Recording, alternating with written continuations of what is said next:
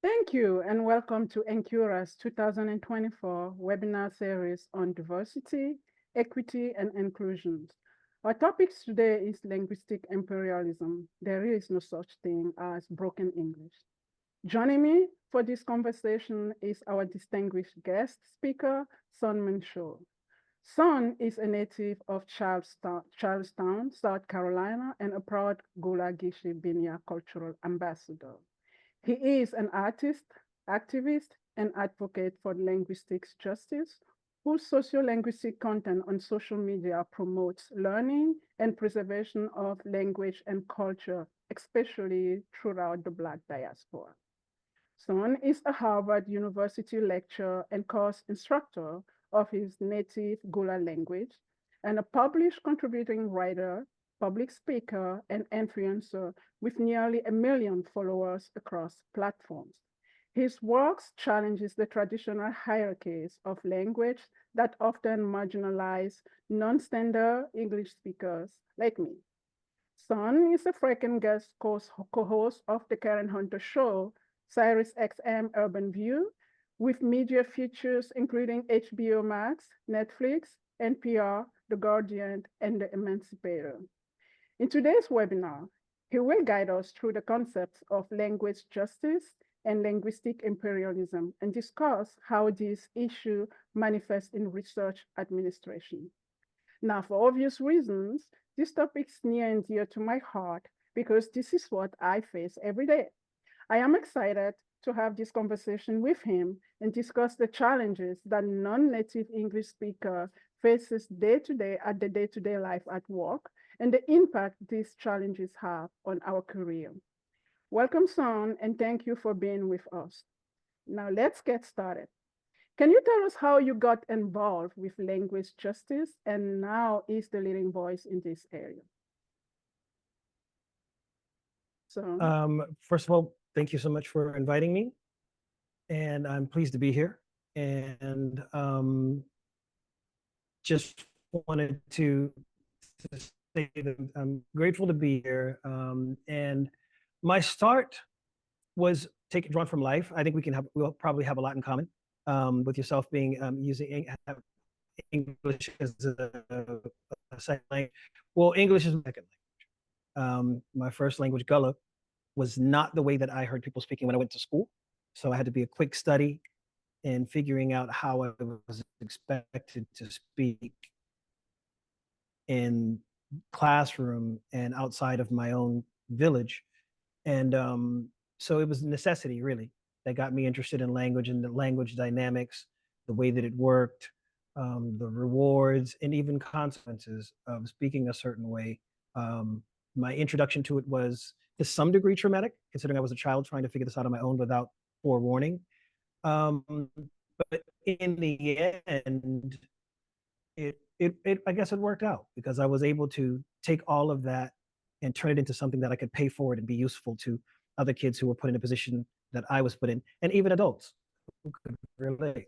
So that's basically how I came into the issue of language justice and dealing with linguicism is by personal experience. You know, growing up as a child, a Gullah Geechee child who had to learn how to, navigate the linguistic landscape in school. great, I can relate to that. So, in our career as a research administrator, we have our own languages, but we also are faces with people that come from different backgrounds and different environment, cultural environment as well. So I just wanted to explore the concept of language justice and how it will apply to us and how we can make sure we create a more inclusive work environment for both not just research administrators, but Right. also the researchers.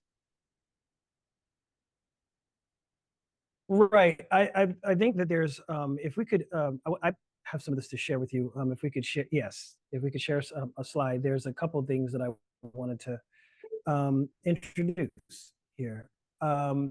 First and foremost, I think that many people are unfamiliar with the term linguistic imperialism. It's not a usual term that you hear together, linguistic and imperialism together. Usually when you hear Imperialism, it's in regards to militarism or colonialism, something dealing with the state. And linguistics is usually dealing with language. Well, that is what that is. The combination of those two is essentially what that is. And right here it says understanding linguistics, justice, and research administration is first of all starting with the basics of what is linguistic imperialism, and I'll abbreviate a lot of this. But the term was coined by Robert Phillipson in exploration of how linguistic dominance works as it pertains to taking, say, for example, English, which is spread around the world by way of colonialism, by way of state-sanctioned, violence and overtaking of other cultures and consuming other cultures. And one part of colonialism is forcing the colonized people to assimilate into the broader culture, into the dominant culture. In language, being one of those main things in culture that can unify or divide a people. And so there are instances wherein the practice of imposing these rules and regulations onto a society has to evolve into having the society take on the rules as their identity. They if you are forced to continue to refresh your authority over and over again, it's really unsustainable. So there are three primary ways that this the linguistic imperialism can be imposed and perpetuated. One of which is, imposing the colonizer's language and power, which comes in the way of influence. And then there's training the sort of privileged elites in that society, the people, the professionals, the professors, the business people, the people who will be those that are looked up to buy in to that particular way of speaking as the standard. Once you've been able to successfully do that, then everyone else who aspires to be something or be someone in that society will take a look at the success stories and what it took for them to get where they are and start to emulate those steps and take on the mindset of the colonizer, which is now being parroted by the the elites in the privileged class of the colonized people. And probably the most influential would be media and technology. One of the examples in media would be, of course, films, television, newspapers, magazines, things of that nature. And I'll give you one example. Um, there's there are times when if you ask someone in regards to film, what does a romantic person sound like? Right. And they'll have the French accent. They'll say, well, what does an intelligent person sounds like? And they'll have the British accent. All right. Say, oh, well, what if this person is like a maniacal genius in a James Bond film? Well, now they have a German accent. And for each individual language or accent, there's a type that's attached to it. But if you ask, what does, if whenever you hear the say African or Caribbean, African American tones and accents that are mostly associated with us, what images are typically attached to those? Right. You don't see James Bond, sophisticated James Bond villain speaking African American English, or Black English. Like that's not what we sound.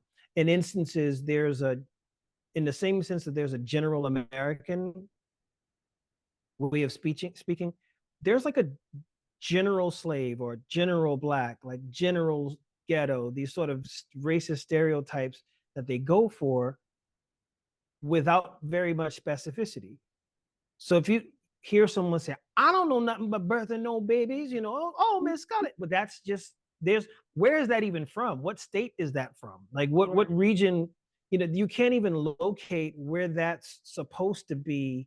Is that Georgia, North Carolina? What accent are they going for? And they don't have to. They're going for the Disney-fied Tom and Jerry, Miss Mamie, sort of, Thomas, you better get right. Like that right there is never going to be the way that the romantic lead sounds in Hollywood films. Yeah. And so when you're conditioned repeatedly by way of media to associate these things with negativity or positivity or whatever it is. If you're Spanish, that's the fiery, the fiery lover, like, oh, they're really fiery, and the Italian is really passionate, and the way that Black people speak is you're a drug dealer, you're a gangbanger, you're whatever crime that they've attached, or you're unintelligent or subservient. Those are the roles that they typically subscribe to us. But there's also one that's more subtle, but it's even more present, or just as present rather, in your day-to-day life. Yeah. If you're trying to use your GPS Correct. or use the voice command for a Google search, Yeah. and I always use the example of, in some of the examples in my own language, where there are certain things that are very typical. The T and the D sounds kind of swap, where if something ends with a T, it will sound more like a D. So if you have the word ben, is bent, B-E-N-T, B-E-E-N, and B-E-N-D all sound like ben. And so if I'm saying I want to go to Farmer's Bend, I now have to make sure that the farmer, because you know, uh, uh, it's a non-rhotic language, so we don't really pronounce the hard R's very often. Right. So now my farmer has to become farmer as opposed to farmer. Ben has to be bend. Farmer's Bend. It's impossible for me to say, take me to Farmer's Bend. GPS is never going to pick up that accent. Never gonna get it. But if I say, take me to Farmer's Bend, now, when I hear myself speak and I have to constantly say Farmer's Bend, and when I go to Grant Avenue, the more I have to work on diction in the more traditional sort of sense, standardized sense, the more it reinforces the idea that the way that I actually speak, first and foremost, is unacceptable. That there's something non-standard about it, and that if there's something non-standard, then it must be substandard. Otherwise, the GPS would understand me. Now, imagine you're a child and you're trying to do the same searches. You grow up having that notion reinforced for you on a technological level, day after day after day after day. And that's a part of how linguistic imperialism reinforces itself. And quite frankly, this has had very, very, just devastating effects on places like Hawaii. Yeah. With people in places in continental Africa is not exempt. There's still the presence of French, French and Spanish, and these languages, these dominant languages, Arabic, these dominant languages that dictate what is proper, to the point where in many spaces, either on television or in media, they don't use their first language for communication. They use the colonizer's language as the first language for communication. Yeah.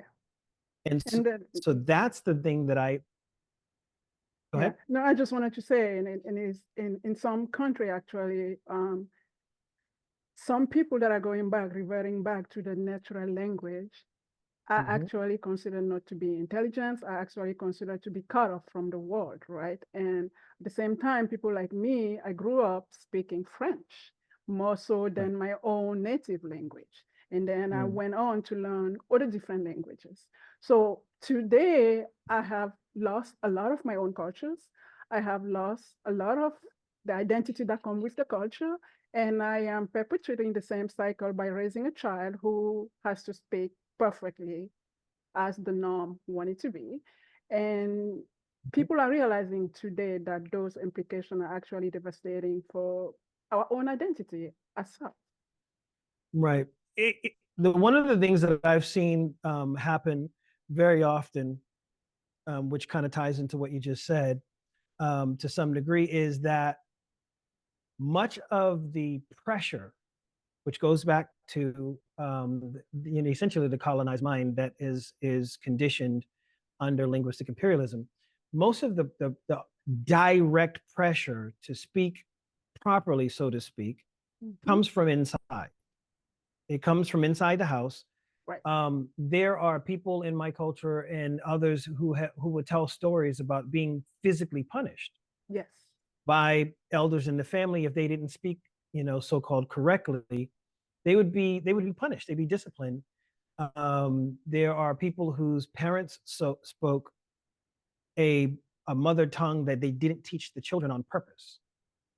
You understand it because you grew up in the house with it, but they didn't teach you to speak it. And this isn't only true of just languages, of Romance languages, but even in instances such as Jamaican patois or one of the Caribbean creoles, where there are children who will come to the university, they go afar and go to university, and they're not taught to speak, how to chat the chat, speak yadi yadi chat. And then when they come home and want to do that, they're discouraged because they don't sound authentic. Now, this is the born and reared Jamaican that just went away for school. Right. But they come home and they're told that their patois sounds stush, that it doesn't sound authentic. And so you're not quite nailing it in English to some degree because your heart wants to hold on to parts of your identity. Right. But parts of your identity is now weaning itself away from you because of that assimilation process. So you're kind of stuck in the middle when you're in between languages. And remember, we're talking about language here. It's not talking about like switching religions or some, more obvious part of your identity, but this is very much so a part of your identity, which we'll get to later in regards of discrimination, that language is a part of your personhood. Right. It's a protected part of your personhood. So that's something that you really want to protect, in the sense that in as much as you hold on to, and listen, it's easier said than done. I'll be the first to say that. When teaching your children the language that you know and what you want them to know, and then teaching them that when you go out into the world, there may be stigma attached to the thing that I'm giving you. To the accent that you hear in the house, if you sound like I do, there's a possibility there'll be preconceived notions about you. Some may be negative. Right. But then now you have to negotiate. Is it worth it? If it's worth it to you, then by all means, hold on to it. Just tell them this is what's going to come along with this thing. I compare it to preparing a child, preparing a little girl for sexism in the world, or preparing a Black child for racism in the world. The issue is not your accent. The issue is never the language that you're trying to teach them. The issue is the prejudice and the bias out in the world that they will face, and they need to know the difference. Yeah. So I will never say, well, you were profiled because you're Black, or you were pulled over because you're Black. It'll be like, no. You were pulled over and profiled because that person's a racist who targeted your Blackness. So you weren't discriminated against because of your accent. You were discriminated against because of the other person's bias against your accent. And that framing really helps a person who's trying to find their own identity in a dominant culture that is designed against their identity. It helps to keep perspective on what to value, even if you have to make certain compromises to navigate, but what to value and hold on to about yourself. Yeah. So in our career, like someone like me, I'm an immigrant, and most of the time I am aware of my accent, and I'm aware of the people in my adoptive country noticing that first, right? Nobody has noticed what has come before my accent. So meaning I'm judged first by how I sound. So because of that, in a work environment, we usually can be passed for career opportunity because of the false equivalency that if she has a heavy accent from some places we don't know, this person is less intelligent, which is further from the truth, because we do not think with accent. That's not how ideation works. So my question to you will be like, what can institutions do to make sure that people like me belong, are represented, and have the same opportunity for career growth? And what tips can you give someone who is faced with that type of discrimination that negatively impact their careers? Okay, well, that's relevant to this particular slide that we have in front of us now, which addresses linguistic biases in professional communication. And there's there are a couple things that come to mind at the same time when I think about professional communication, because it's really subjective. I think the idea that we're talking about a static thing that doesn't move, that's just monolithic and stays the same, um, is misapplied when you're talking about language, and when you're talking about language in different contexts, whether it's casual, formal, informal, professional. That's really subjective. So when we start about think about workplace linguicism, it's this discrimination where you're treated differently because of your native language or other aspects of your speech.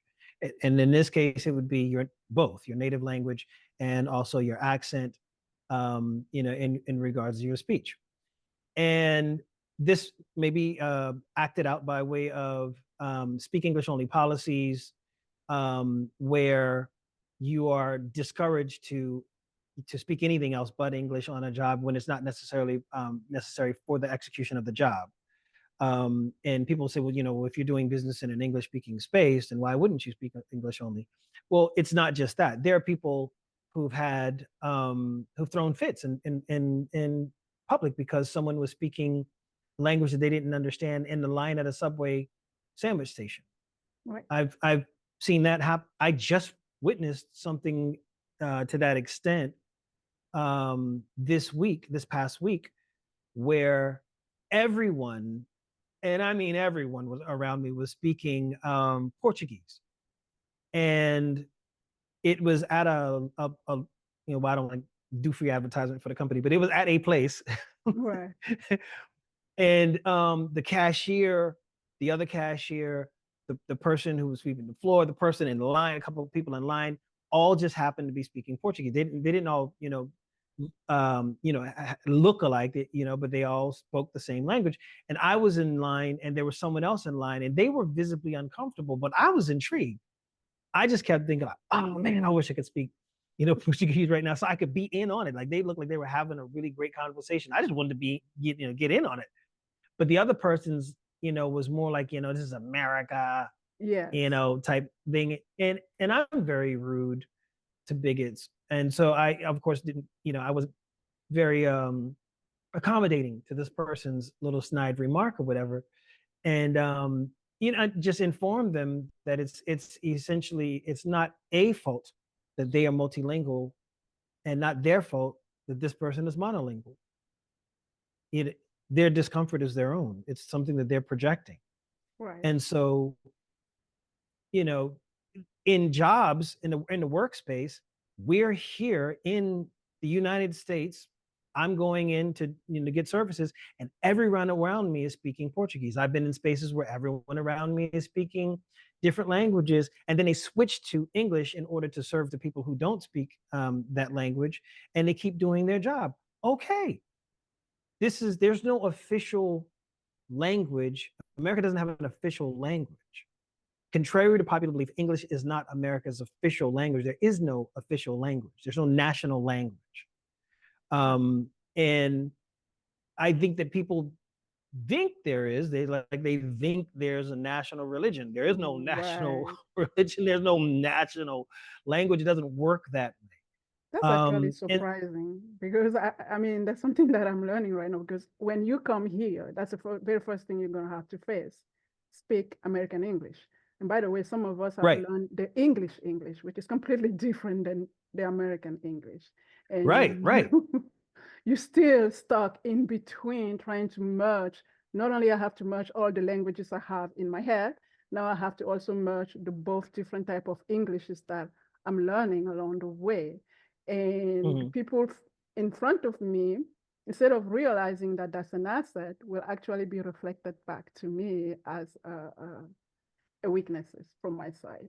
So I guess my question will be, how do we make American people, how do we make people that are English as first language speaker understand that when you face someone who has, as you can experience, this difficulty speaking English your way, how can you be an ally more so than projecting onto them that this is not acceptable or not good enough? Well, there are a couple. We have to that question. We have to unpack that question in multiple ways first. Before we even get to the answer of the question, we have to like unload some of the preconceived notions in it. When the first of which being, not only is there not an official language in the form of English, most United States Americans do not actually speak the same English. Mm-hmm. They don't. There's no one English. The way that people sound in Harlem Right. is not necessarily the way that they'll sound in Laurel Canyon. Not necessarily the way that they're going to sound in Boulder, Colorado. Isn't the same if they're going to sound in, say, Dade County, Florida. And so when you're speaking English as a second language and picking it up when you get here, to some degree, I can tell where you learned your English from. Like where did you pick it up from? Did you watch public television? Mm-hmm. Did you get it up from public school that you went to? Because I can tell where you absorbed it, in the same sense that when you're speaking Spanish, people can kind of tell if you learned it in Mexico, if you learned it in Puerto Rico, if you learned it in Spain. Like there's a difference in the way that the Spanish, and the similar thing applies to English. Like you said, the English in the UK sounds different than it does in the US. And it sounds different in different parts of the UK, and it sounds different in different parts of the US. So we have to rid ourselves of the idea in the first place that English is a monolithic thing, like it's a monolithic entity. Right. That it's one thing. English manifests itself. There's at least 7 different major categories of English, and that doesn't include all of the creolized forms and Englishes and the dialects of English housed into each of those. Mm-hmm. And so you can get someone who's Australian to have a conversation with someone who's from Idaho, and they may not have understand anything about one another's manner of speech. But at the same time, there are also times when you have people who are from different cultures whose accents happen to match very well. So you may have, again, someone who's from Australia is good at doing a Texas accent or Southern sort of accent, because there's that quality that's already they have in common with their accents. Mm-hmm. But then it may not work out that well if they're trying to bring on either the Boston or Baltimoreese sort of language. That may be something that's more equipped for someone who's speaking UK English, depending on which part of the English they're from, and also the class distinction. Right. Because languages as dialects, but there's also socialects and there's intellects. Intellects being the way that you specifically speak, mm-hmm. not just the way that your community does, because you may sound different than a sibling. Like the way that you speak English may not even sound like the people in the house with you. And so the key isn't how do we get United States Americans to embrace other, like, diversity. Right. Because most of it is rooted in bigotry. It's rooted in ignorance and bigotry in the first place. If you peel back the layer of linguicism, right underneath the surface, you're going to find xenophobia, homophobia, misogyny, racism. There's some other kind of bigotry underneath there. Mm-hmm. Like one of the things, well, actually using as example, like the word like. Someone saying like this, or, like, and someone will refer to that as basic B word, speak. Okay. Therein lies gender discrimination. Mm-hmm. Upspeak, when people talk like this at the end of their sentences, like that right there, is that upspeak is also referred to sometimes as basic B word speak or Valley Girl speak. Now that's obviously a misogynistic reference because it's attributed mostly to women and children. And what those two demographics have in common is the perception that they are subservient or socially inferior to the group of people who are labeling them, being predominantly men in a patriarchy. So you might not have even intended to unpack all of that when talking about upspeak and how people have that at the end of their sentences. But then when you ask yourself, there's a reason that it's called question intonation. There's two ways that that comes into play. For a child, it is often that they are searching for their next sentence. Mm-hmm. They are still in a place of wonderment. They are still examining the thing that they're saying and finding the next word in the next sentence. It's a work in progress. It's almost a stream of consciousness when a child is communicating. And so there's that. But there are studies that show that women develop upspeak as a way of disarming men in the professional spaces and in social spaces to feign a bit of uncertainty about yourself in order to not trigger their defensiveness. So the example I always use is when you're a manager, a woman who's a manager of an office, approaches Todd. Hey, Todd, do you think maybe you could file that report that I asked you to file a few days ago? I don't see it on my desk yet. Yeah. Instead of just saying, Todd, file the report that I told you to, I don't see it on my desk. Because if she knows that if she does it that way, that she'll be the one who's judged for being too confident. So even though you could easily just fire Todd, you're Todd's boss, you know that the implications of doing so would come back on you, not Todd. Right. And so that's the thing is there's so much wrapped up into the way that we speak and how we process the way that we speak before we even get to the question of how to process accents. People have to ask themselves, why is that even a question in the first place if I understood what you said? And there are times when people, and I just know you've experienced this. I've experienced it as well. Yeah. If you say, someone asks you, what is your name? Correct. You may say, Sibyl. Your name? Okay, Sibyl. Yeah. Okay. Well, and that's also depending on where I am, because I have to change it based on who I'm talking to. Let's say you simplify it and say Sybil. Right. Right? Mm-hmm. Okay, let's say you simplify it and say Sybil. And the person says, Priscilla? Right. No, Sybil. Sicily? Because in their mind, they're complicating what you said because their accent made them exoticize whatever you say. And so there are times when people ask me and they'll say, what is your name? And I'll say, Sunn. Right. Sam, Sunn. Song, Saul. And it's like, listen, there's no way that if I was a blonde, blue-eyed guy and said my name is Tim, you'd be like, you don't do that. We listen with our eyes as well as our ears, and we come to preconceived notions about the person in these conversations. And so that's the thing is, and you said that you sometimes, I had a friend in school, his name is Ephraim. Okay, Ephraim. Right. Notice the r in the middle of that, Ephraim. He kept getting called Ephraim. That's not his name. His name's not Ephraim. It was Ephraim. Yeah. Eventually, I came back to school and everyone in the class was calling him Frank. Wow. And I'm like, who's Frank? He said, it was just easier to let them call me Frank. I didn't feel like going through Ephraim. And it was an art class, and I got up on my chair and I clapped and said, no. Listen. This is my friend Ephraim. Everybody repeat after me. Ephraim. Like, let me see, just go. And I did that with them. I'm in 11th grade. They say, you say, now, Ephraim. Put that in the middle, Ephraim. That's his name. Don't call him Frank.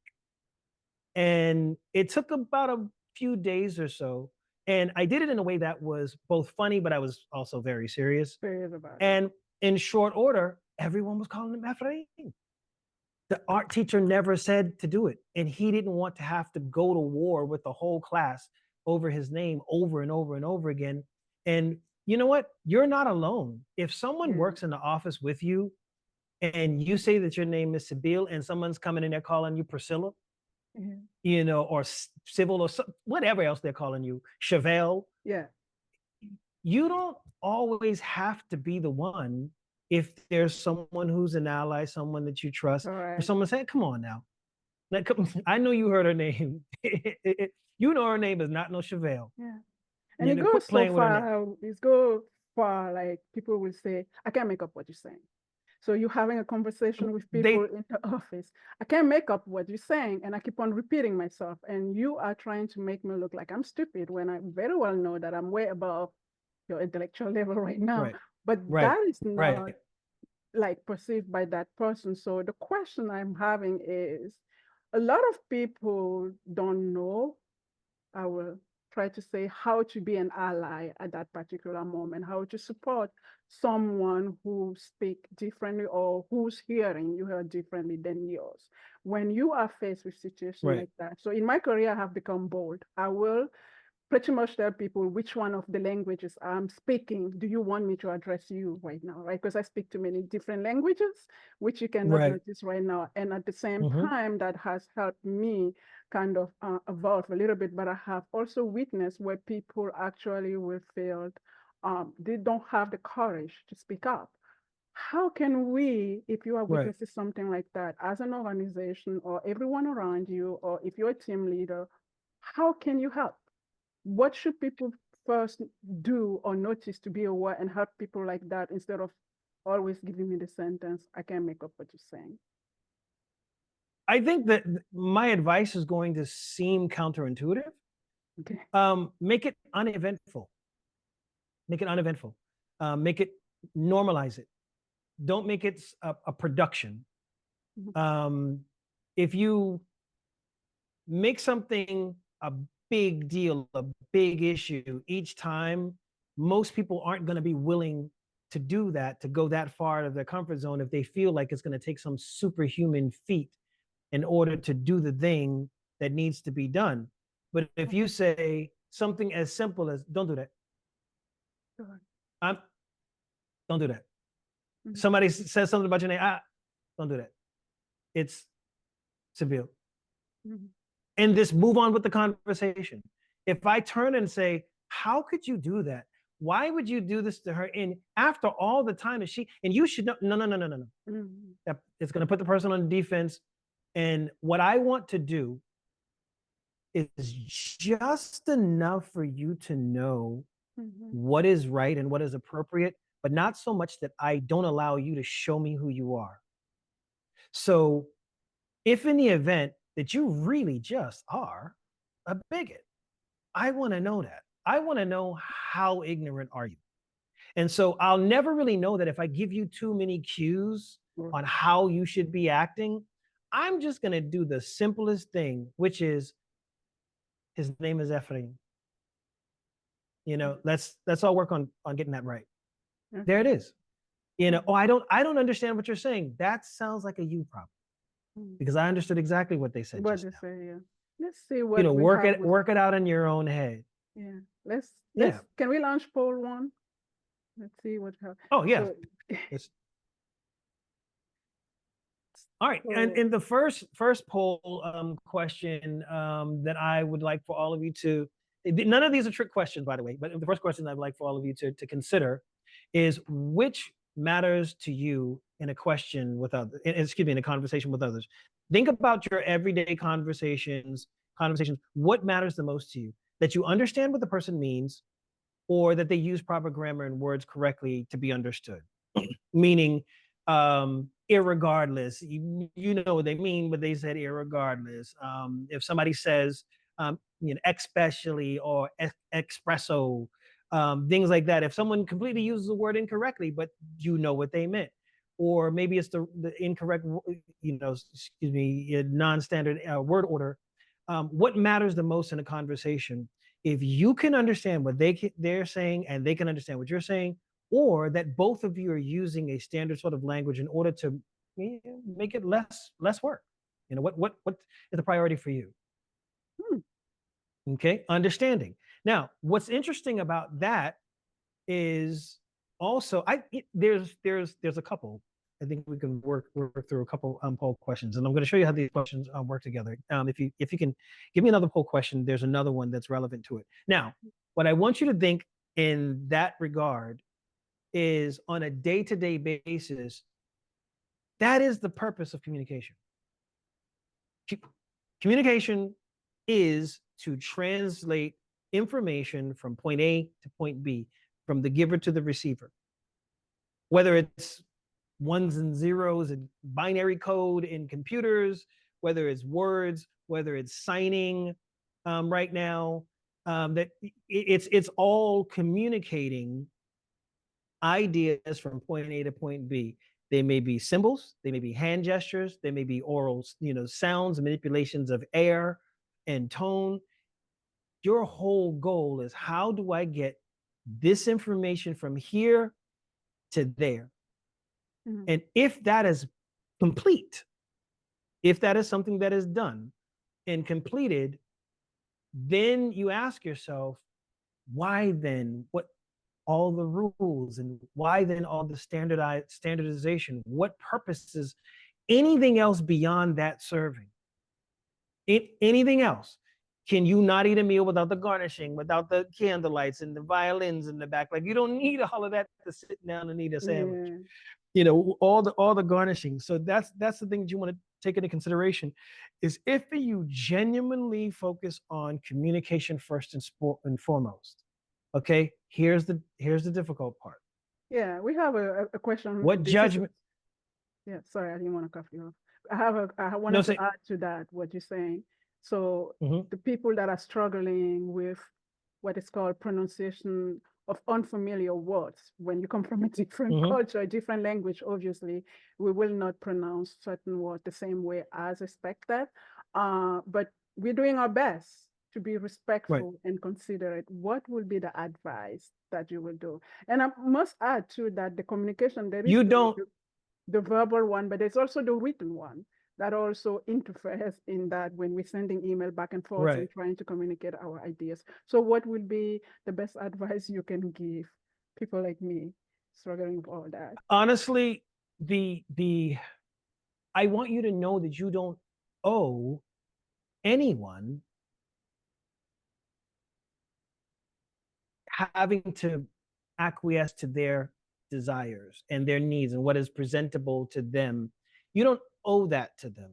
Now, if you choose to do it, to streamline your communication and put it at ease, I'm speaking this way by choice. All right. If I want to, speak this way right, John, and use my accent the way I want to, I could do that. And some people sound like that. I could use my normal, Charleston accent just like this if I want to. I choose not to. There's no one off camera, you know, holding a broomstick to whop me with, to make me sound any differently. It's autonomy and agency. I don't want you to feel like you owe it to anyone to sound the way that they want you to sound. Mm-hmm. It first and foremost has to come from a place of agency and a place of comfort.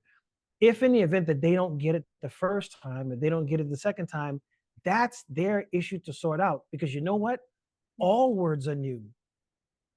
All of them. Even if you are a person who speaks English and you're learning new English words, there you haven't heard every English word in the English vocabulary.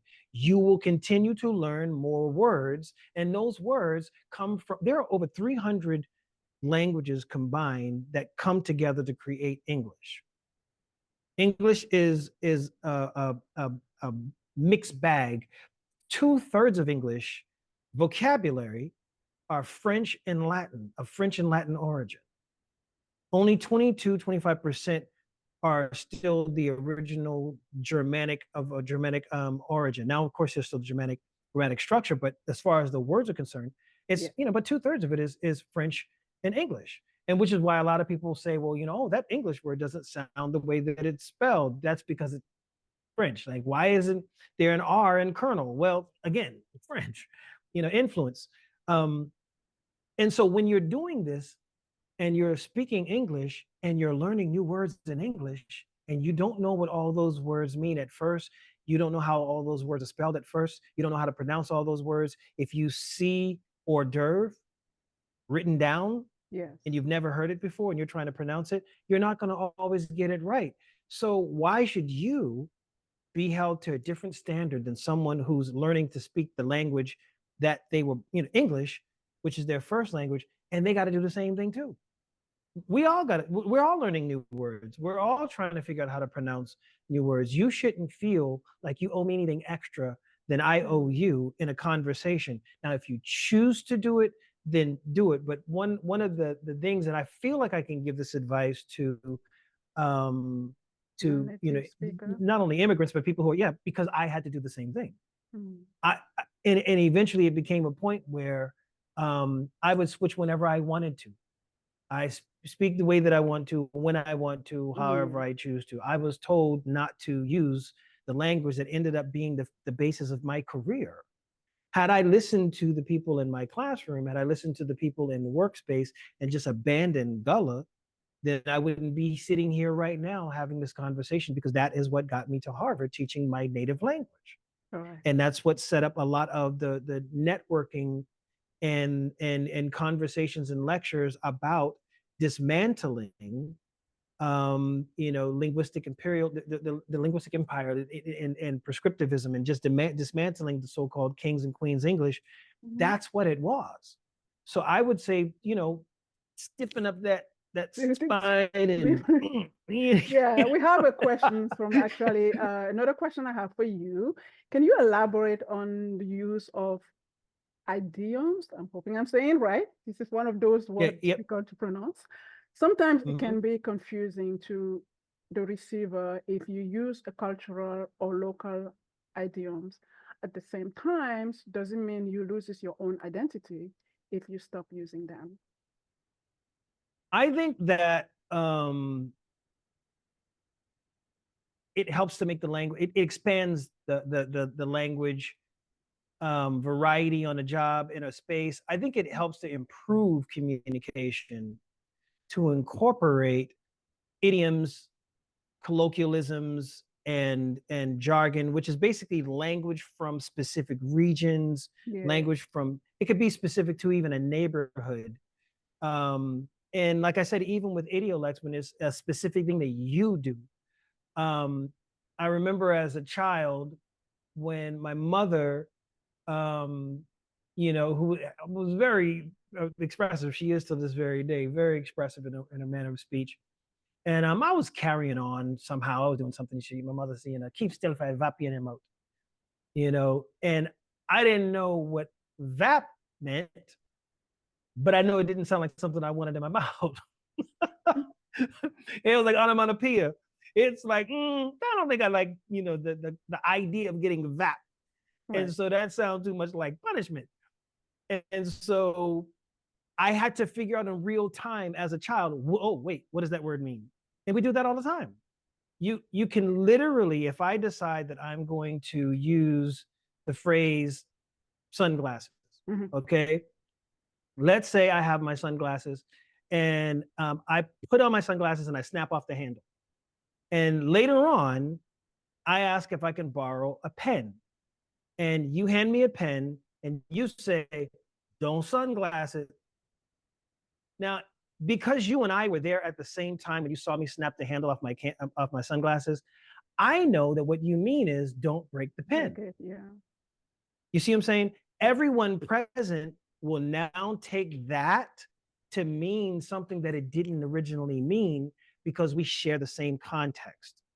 That's how language works. And on the job, if someone says a thing that resonates in the room, but it's a non-standard thing, instead of saying, don't say that again, we can all join in on the thing that you said, what it meant, unless it's like cultural appropriation and it wouldn't be appropriate. Then don't do that. but if you're open to it, we can all use it as a learning experience to expand our vocabulary. Now I know something I didn't know because you said this thing that you said. You used an idiom, something, and I'm in my department. I work with. Actually, I'm the only African American. Everyone else is a continental African from Africa, in some region or another. And so we hear these parables and proverbs all the time. Like there's so many all the time, in order to make something make sense. And you could literally just say, I don't want to do that. Or, or if you could say, well, I didn't, someone will say, my enemies have gotten the best of me. Yeah, my enemy have succeeded. my enemies have Have succeeded. Talking about enemies succeeding and the discrimination we face, I think you have a video for us to exhibit what Yes. exactly we can face on identity. So we can go ahead right now with your permission and launch the video. Yes, I want to give a setup. We talk about books and research and things of that nature that inspired our journey along the way. This segment was one of the ones, like how you know a thing, but you're not really sure how to put it together. Like you haven't heard anyone really talk about it before.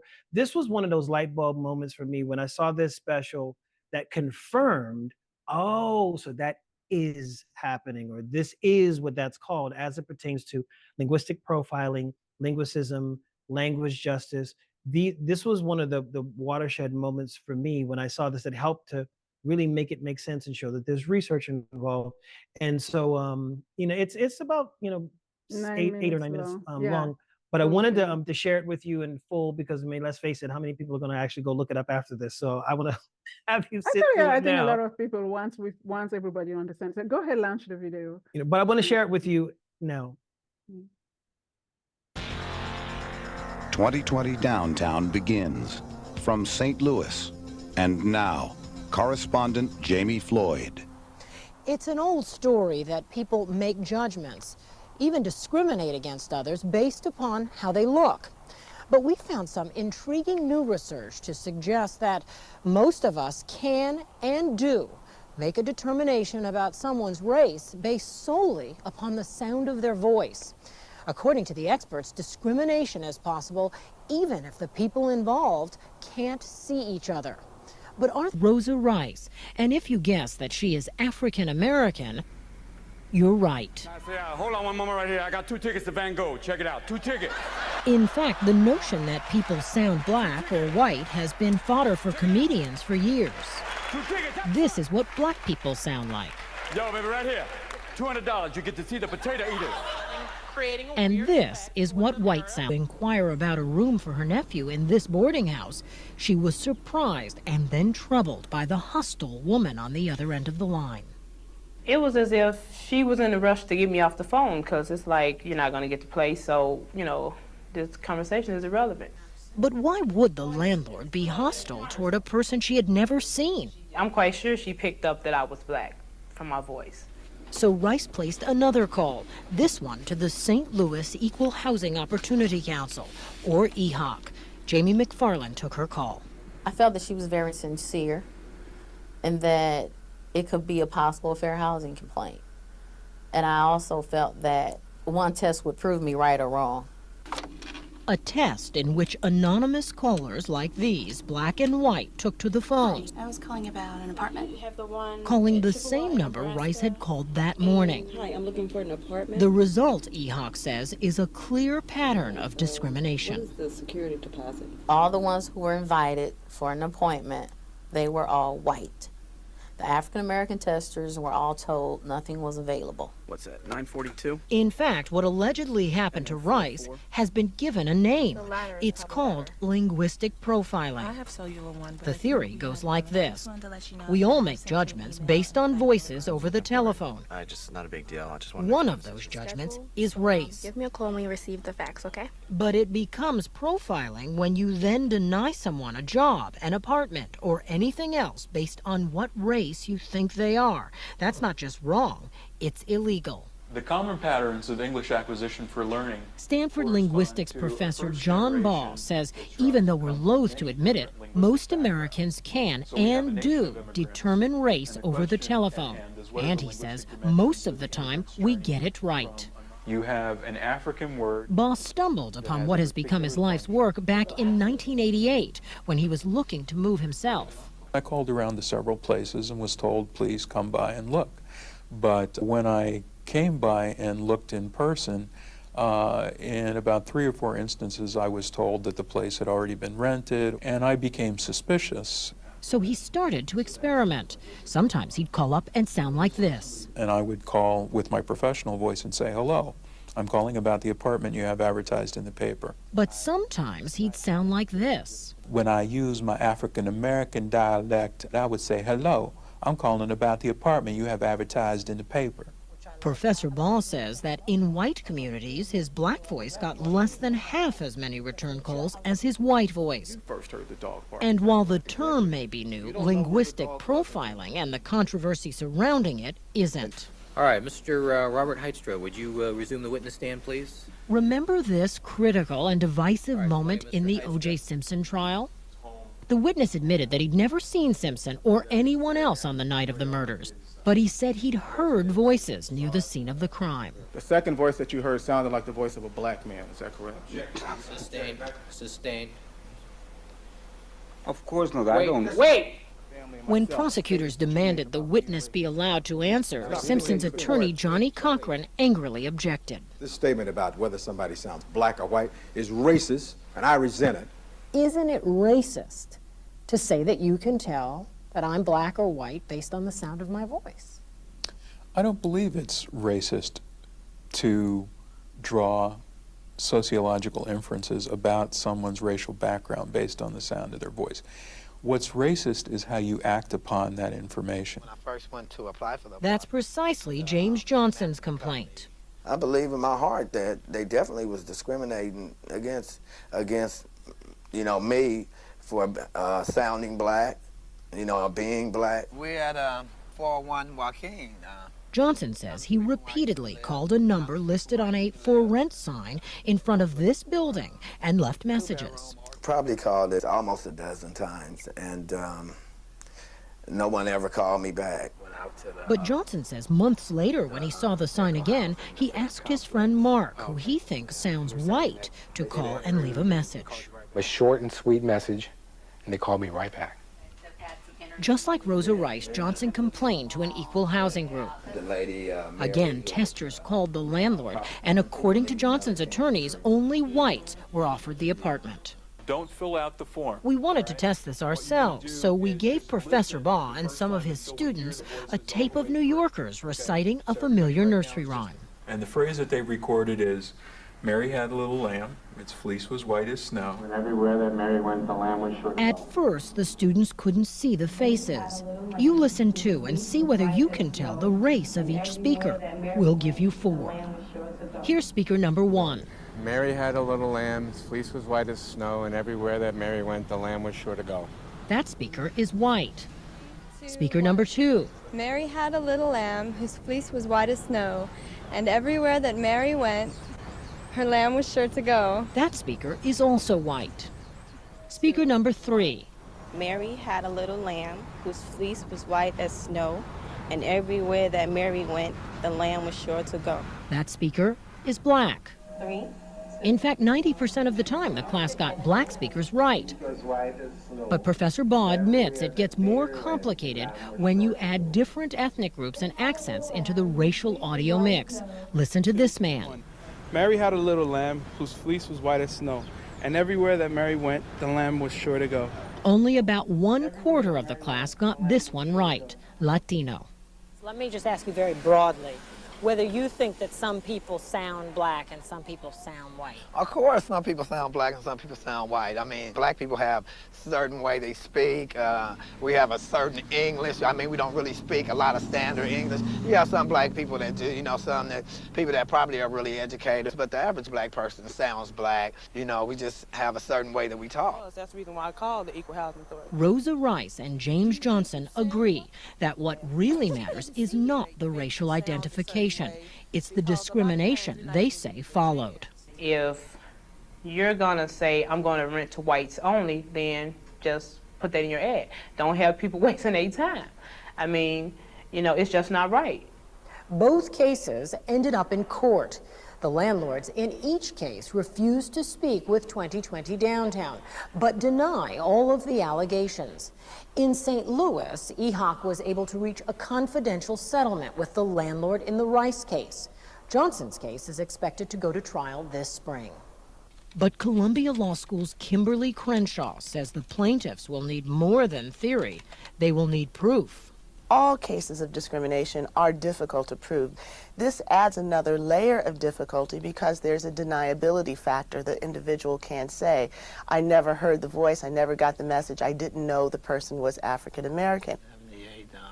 As for James Johnson, he hopes the next time you pick up the telephone, you think twice about who you think is on the other end of the line and what you're going to do about it. Did mommy tell you that? I don't care if they realize that I'm black. I'm proud to be black. Mom should know those things. But, I mean, give me the same chance as you give everybody else, because I'm just as good as the next person.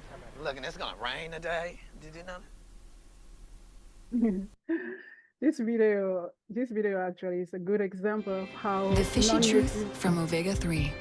22 still million have tons the of volume. Okay, yeah, I just wanted to say that the video really exemplify how native English speaker have to, rely on code switching for the day-to-day activities. So my question to you, how does having to code switch play a role in either aiding or enabling communication biases? Well, as we'd established much earlier in our conversation, bearing in mind that the real issue here is the prejudice, it's the bias, and not the language, not the motives of speech, helps in informing how you'll address the issue, like how to address it. Now, there are times when the code switching only delays the inevitable. If you're code switching to ask if there's a job application or something that you'll have to be wholly accepted in order to receive when you get there, and you're just basically using your white voice, hello, this is Sunn M'Cheaux. I'm wondering if you could tell me if if you're doing that, and then I walk through like this. Right. If they had an issue with me being black and I was able to fool them on the phone, that issue is literally going to be staring them in the face when I walk through the door. Mm-hmm. So to me, I would use, and I mean, unless it's a sting operation, I would utilize my code switching and code meshing for advancement. In what way can this expand the conversation? In what ways can this better the conversation, improve your position, and leave you in a more secure space, like have you land on a more secure footing? Not just keep doing these gymnastics that have us land in a precarious situation where we now have a landlord that hates us and wish we didn't trick them into renting to us because we turned out to be black. Like, how can we utilize these techniques in the way that we have throughout our entire lives? Now let's think about it. There are some people who, when they speak to children, if the children don't understand words yet, then you need to use tones. If something is hot, you say no, like that guttural sort of no is going to teach them like that's not a pleasant tone. So they, okay, yes is very, that never goes away. We're, even as adults, we're still utilizing these tones and intonations and inflections and these speech techniques as we speak with one another. And you don't always have to switch dialect. You don't always have to switch your vocabulary. It's sometimes just reading the room, having the conversation person to person. So example would be, if you know that your accent is one that is typically for, the average American isn't really familiar with accents because so many of us are monolingual. Mm-hmm. And so much of the way that we're expected to speak is reinforced by media, as we talked about before. And also, geographically speaking, the way that our societies are sometimes separated, you can have a place that's hyper segregated like Chicago, diverse, but these people don't really live amongst one another. Even in small areas, there's predominantly black area, predominantly this ethnicity, that ethnicity, and not a lot of engagement with one another on a personal level. So when you do speak with one another, there's always going to be a very adept approach because you're not used to doing it. So what I always say is that you employ some degree of consideration in these conversations, but I can't tell you the value of confidence. Yeah. Is like being confident and accepting, just accept. I accepted a long time ago everybody wasn't going to like locks. It's just, and that didn't stop me from growing all this Yeah, at all. it doesn't. But I yeah, you know, because it's actually accepting it.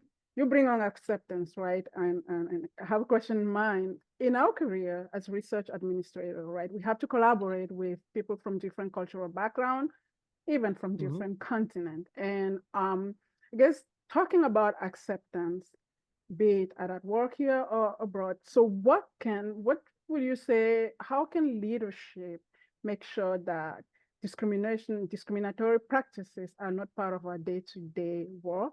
And how can the best encourage inclusion at all levels of collaboration? Actually, that's getting into a couple of my final slides. Is on there. If we can get that up, I can show you, address some of that here. Okay. And ways to dispel this. And Samantha, this actually addresses your issue. Yes, I do believe that you know, the conflict is essentially that we have bought into this idea that there's a proper and improper, correct and incorrect way of speaking, when in fact there's only difference, there's only variation. You know, it's not a question of one being right or wrong, or one being correct or incorrect, or professional versus unprofessional, because I've been in situations lots of times when someone needs someone who speaks Spanish, or needs someone who knows something about the client. They're trying to land a client. And there was one time in particular where there was someone who was from New Orleans, and they were Creole. I'm Gullah Geechee from the Low Country, and we both recognize that we have things linguistically in common immediately. And they switched from their professional language to their Creole, and I switched from my professional language to Gullah, and it was like we were the only two in the room having a good old time. Well, that person was the client. They were the director. They were the person who was there that everyone was there to cater to. And he switched up on them and went informal unexpectedly. And fortunately, there was someone in the room who could meet him where he was. And so even though it was counterintuitive, or not something they would think, like, oh, your Gullah Geechee might come in handy in a business meeting, because that person was in touch with and in tune with their culture and made it a part of the conversation, it was an asset, not a liability. So some of the things that I would take into consideration, embracing linguistic diversity in the workplace, just reading through a few of these, is encourage. And encourage the use of informal expressions, colloquialisms, jargon, idioms, you know, in areas where it could be advantageous, which is what I just described. If somebody says, you know, oh, wait a minute, now that dog ain't gonna hunt, you know, that's, you know, as opposed to saying, well, that idea is not going to work. Sometimes you can soften up a presentation, or soften up a delivery, or make something more vivid in memory, because people retain information differently. Sometimes you can give an instruction and it's so complex that if you put it in another way, in a figurative way of speech that causes someone to visualize your instructions, it would make it easier for them to follow. And so, you know, hey, is it raining outside? Man, it's raining cats and dogs. It's raining cats and dogs lets you know, oh, you should really be prepared for heavy rain, as opposed to say, well, yeah, it's pretty heavy rain. Heavy rain could be like, you know, I don't know what you mean by heavy rain. Like cats and dogs is, you know, is something that's illustrative. Embrace differences with intellectual curiosity and respect. Embracing differences does come with questions. Sometimes you do want to know, like, I don't know what that meant. And sometimes you will have to ask questions, but ask it respectfully. Don't just, you know, walk through somebody's front door and rifle through their refrigerator. Like, you know, don't take liberties as if you're being overly familiar with someone. Still acknowledge that as I ask you questions, I'm actually asking you to disarm yourself and be vulnerable and open up yourself to me in a sense. And so that has to be something where I create a safe space for you to be able to do that by asking you respectfully. Also, exercise practices and policies that welcome and protect linguistic variety and professional correspondence. I say exercise because you have to put it to action. it's not just enough to think it. It's not just enough to feel it. It's not just enough to put it, those words out there in hopes that it will stick.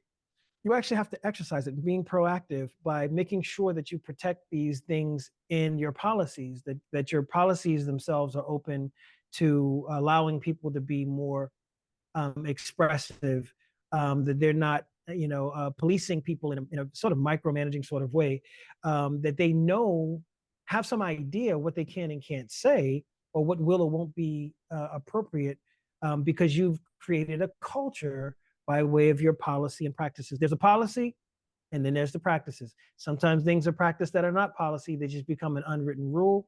Sometimes things are policy that are not practiced, and you didn't even know you couldn't do that. So you have to be able to have these two things working in tandem with one another. Also, extend empathy and grace, which kind of goes into the respect aspect of it, where extending empathy and grace in cases of miscommunication and misunderstandings. I may have to lean in and say, excuse me, a couple times, because I didn't hear what you said, or your accent, I'm not catching the accent right away. But if I've made it known that I respect you as a person and our rapport is good, and you know that I'm asking you in earnest, I'm just not really great with accents. It's not that there's anything wrong with your accent. I may just not be very proficient at understanding yours. And if you can help me with that, then maybe I'll have to ask fewer questions going forward, because we are both extending grace to one another in cases of these miscommunications, instead of taking everything as an affront to our identity, because the person has followed the step before, which is being respectful. And so that's very important, because miscommunications and misunderstandings are going to happen. And probably most importantly, or equally important, is evolve. Like, evolve with the literal changing faces of your workforce, and to extend the proverbial big tent, and by way of updating your policies and practices. There are things that you may not have noticed or may not have seen coming in the first place, but once you peep it in the second place, it's like, oh, we better update and include that thing, so that these people know that this is okay, or that this is welcome. And it's something about being able to read it in print to give you more at ease, to keep you more at ease, that it's okay. And so evolving and allowing things to kind of change instead of remaining static is not only going to help your business practices as professionals, but also increase morale. It's just great for employee morale to make people feel like these things are okay. Now, there's sometimes a situation where you're not taking the lead. If you have a white manager calling a black employee sister girl, okay, sister girl, and she doesn't like it. If she doesn't like it, then how comfortable do you feel telling your manager or your boss, like, yeah, don't call me sister girl? Probably not, if there's a power disparity, which is why you utilize some degree of like following the lead of the person that you're trying to be an ally to. Follow their lead. Did they welcome you to do that? Have they extended that invitation to you to be casual that way? If not, then don't assume and take liberties, because that might be an affront to them. And not necessarily because it's inherently offensive, but because it makes them feel exposed. It makes them feel vulnerable. Like, just imagine if you're wearing a wig to work, and it feels like someone just snatched your whole wig off. Like, the thing that you had wrapped into your identity, or your a tie, and someone just took your necktie off. Something that you had used to kind of fortify your identity in that space, and someone just took it away without your permission. That's kind of how it feels when someone imposes your own language on you by trying to meet you there when you haven't invited them. Yeah. So it's a give and go, but it's also just being humble. There's humility can go such a long way in this. I know it's going to sound like I'm conflicting the thing where earlier where I said be confident and have to stiffen up your spine, but you can do both at the same time. I promise. You can be confident and humble at the same time, and I think that they both work in tandem very well. So yes, I would suggest that those things, those 5 steps in regards to kind of helping to diversify, the language in the workplace, and make it a smooth transition. Yeah, I mean, that's a great tip. I think we can go to the next slide where people that have experience actually coming from a different culture. And here we're talking about, Sunn, maybe I'll let you take this one. Talking about being Right. new This into a different culture. Yeah, go ahead. Right. You've had discussions earlier and away from the meeting previously, and Latanya, shared some of your feedback with me. And one of the ones that resonated with me was this one from, Teresa, where she says, I'm a first generation English speaker. Both my parents came to the US as young people speaking their native tongues. My mother spoke German and my father spoke Spanish. Honestly, it's still a mystery to me how they were able to communicate initially, as neither spoke English well at the time. Though I do know that they both suffered immensely throughout their lives because they were looked upon as less than. I know that my father went into business for himself and my mother with him because he was tired of being thought of as incapable and ignorant because of his broken English. Thankfully, they were successful in that endeavor and they were able to raise their family with pride and dignity. However, a sad consequence, we never learned the languages of origin of my parents. They wanted to protect us from their pain. So they pushed me and my siblings to work hard at language and became excellent English communicators and become excellent English communicators. This for me was always something that I strived to be the best at. Sadly, one of the ways that they encouraged us to speak English was to only allow that language spoken in the house. We were discouraged from speaking either German or Spanish with each other, friends, or family, and absolutely not in the presence of strangers. We as a family lost a lot of culture because of that.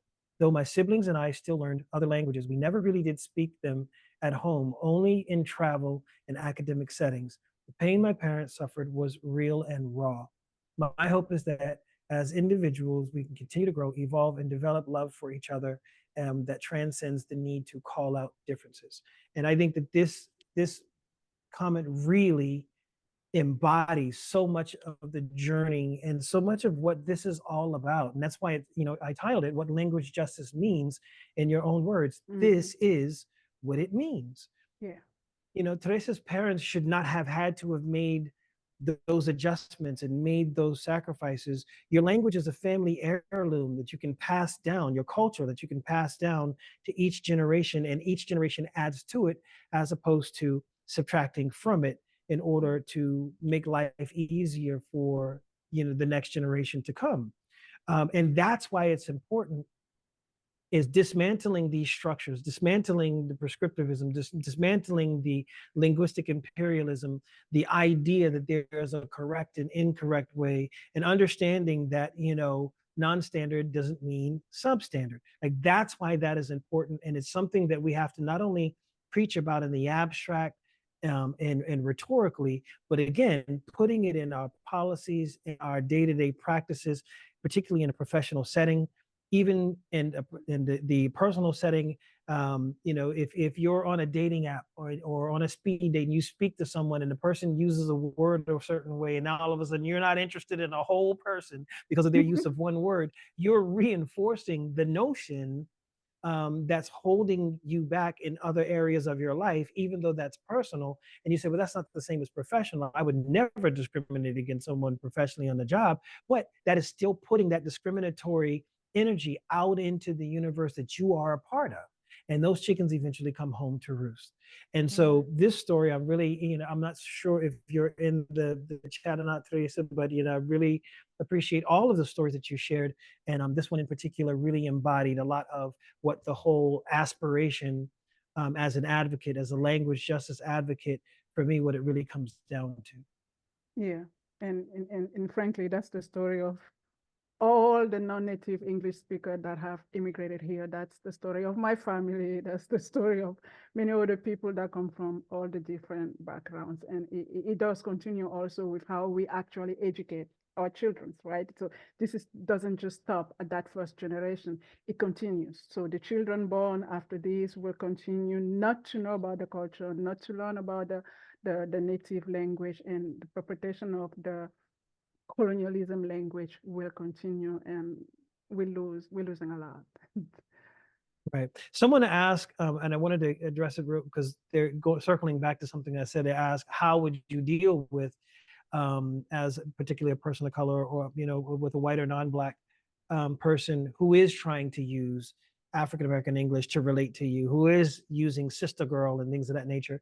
There's no one way to answer that question, in a sense, because there's so many different dynamics in the workplace. Whether or not you have sway, whether or not the person is bigoted or open-minded, there's so many factors that you have to take into consideration. But what I've found is rapport and establishing personal relationship, you can build on that a lot more easily than you can a command or telling a person to do a thing. And you can kind of tell in a way that you interact and engage with a person, whether or not they'll be approachable.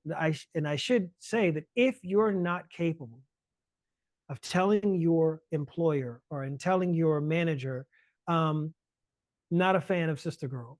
You can find a funny way, like, I appreciate the effort, but not a fan of sister girl. Or, not really big on girlfriend, but something like that. If that's going to be retaliatory, if you think that that's going to be consequential for you to say that, then you're probably in bigger trouble than you know you are.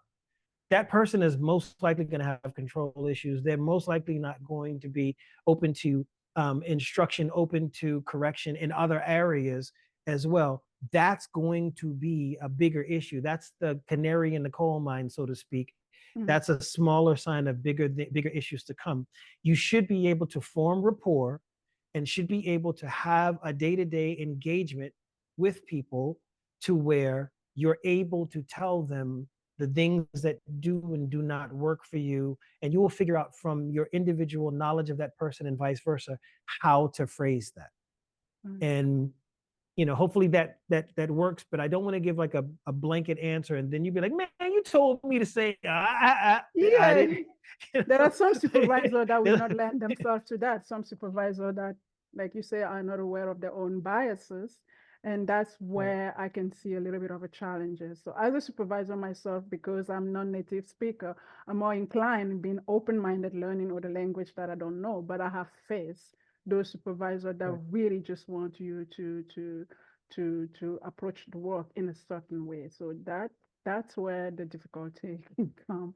And voicing your opinion sometimes might lead to either, loss of work, things like that.